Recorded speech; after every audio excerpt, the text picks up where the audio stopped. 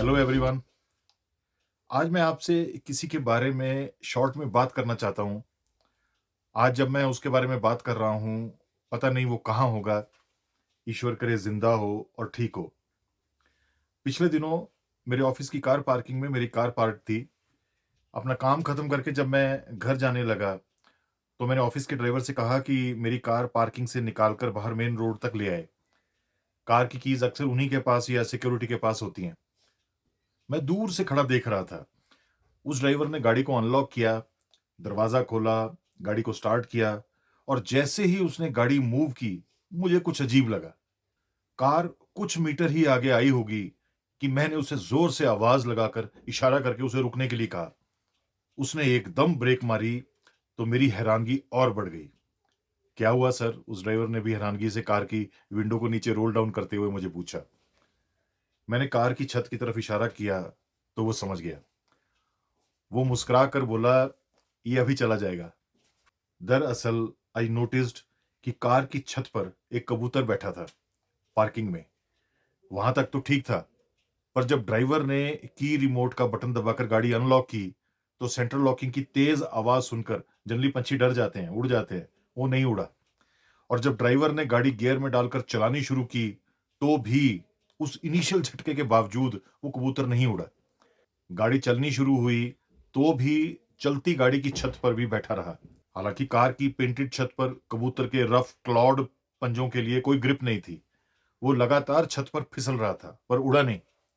Driver गाड़ी मुझ तक लाया, बाहर निकला और मुझे चाबी देते हुए बोला, ब्लाइंड कबूतर है सर।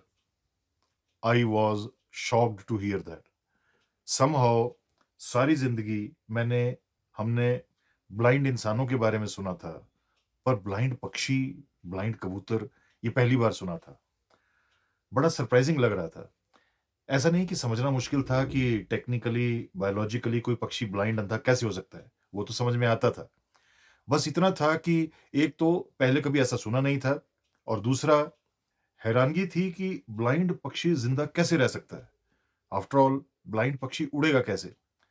कोई पॉइंट ऑफ रेफरेंस, कोई लाइन ऑफ रेफरेंस तो चाहिए, कोई दिशा उड़ने के लिए। जैसे ब्लाइंड इंसान रास्ते की ऑब्स्टेकल को टटोलता है अपनी स्टिक को चलते-चलते दाएँ-बाएँ घुमाकर, पक्षियों के लिए क्या ऑप्शंस हैं? जितना मैं इस बारे में गौर करता गया, उतनी मेरी हैरानगी बढ़ती गई। मेरा एक फ्रेंड है जो ज़ूलॉजी में एमएससी है। मैंने घर पहुँचकर उसको फ़ोन किया, ये सोचकर कि शायद वो कुछ बता सके इस बारे में।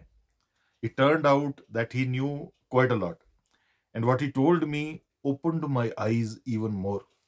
जो-जो उसने बताया, उसे सुनकर मैं दंग रह गया।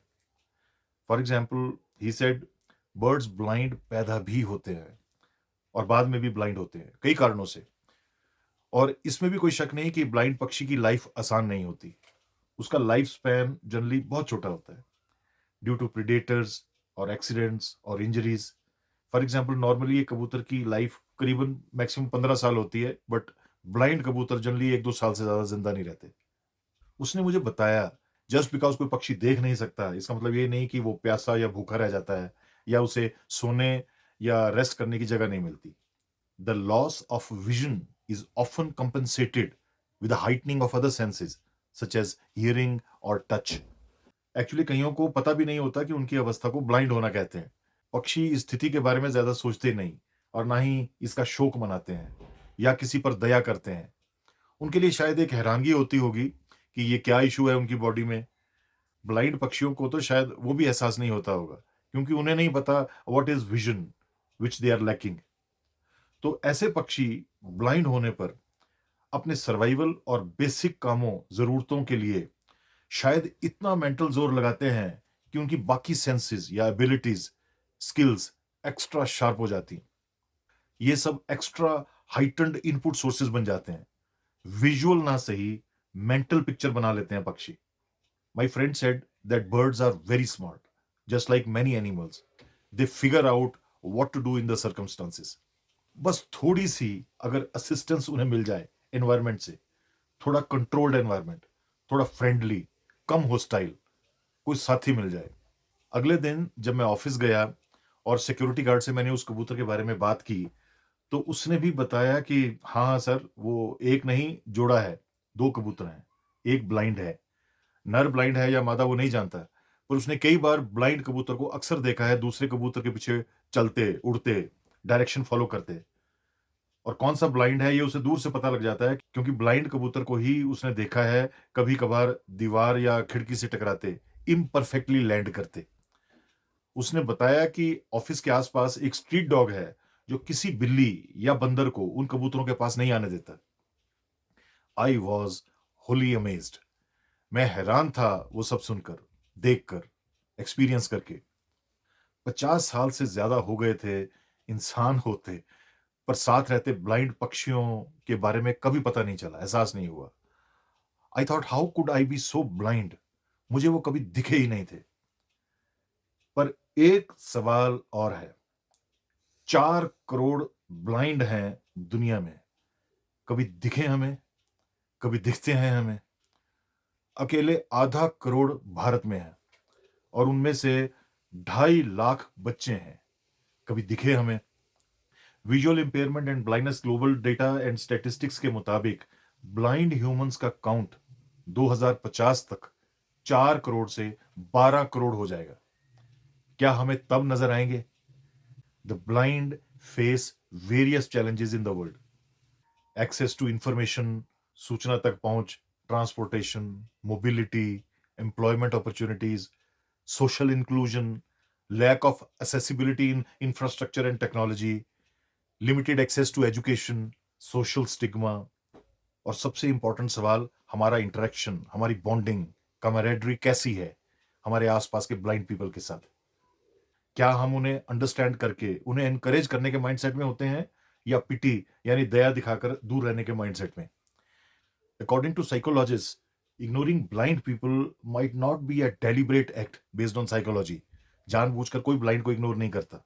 Rather it could be due to discomfort, blind persons के प्रति लैक ऑफ अंडरस्टैंडिंग और uncertainty about how to interact. कई बार लोग ऑकवर्ड फील करते हैं या अनश्योर होते हैं कि किसी ब्लाइंड पर्सन से कैसे एंगेज करें और ये इंडिविजुअल बिहेवियर धीरे धीरे सामाजिक बिहेवियर बन जाता है, हार्डन हो जाता है। जितना ज़्यादा हम विजुअली चैलेंज्ड लाखों करोड़ों लोगों से इंटरैक्ट करेंगे, उतना उन्हें समझ पाएँगे, उनकी ज़रूरतों को, उनसे नॉर्मल इंटरैक्ट कर पाएँगे, उनसे सहज हो पाएँगे, उनके सपोर्ट सिस्टम बन पाएँगे। दुनिया की कई कंट्रीज़ इनिशिएटिव ले रही हैं ब्लाइंड पर्सन्स की सपोर्ट में।